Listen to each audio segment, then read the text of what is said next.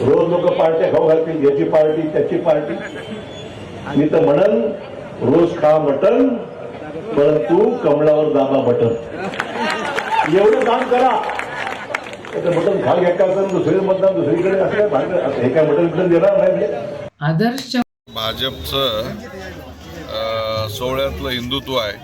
अशा पद्धतीनं लोकांना मटणाचं आमिष दाखवून त्यांचं अशा पद्धतीनं मटण खाऊन बटन दाबा म्हणणं अतिशय चुकीचं आहे. एवढा मोठ्या पदावर 4दा मुख्यमंत्रीपद ज्या घराण्यानं भोगलेलं आहे त्या माणसाला साधा आचारसंहिताची जाणीव नसू नये.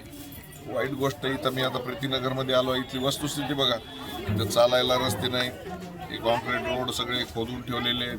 इथलं घाण काढायला कोणी येत नाही, इथं प्यायला पाणी नाही. आणि अशा पद्धतीनं या मातंग समाजाची वस्ती आहे. मोठ्या प्रमाणामध्ये इथं दुर्लक्ष आहे. तिकडं VIP रोडवर कॉन्क्रीटचे रस्ते करायला लागलेत. जे कामं झाली त्याच्यावर 2-2दा 3-3दा 4-4दा बिलं उचलून खायला लागलेत.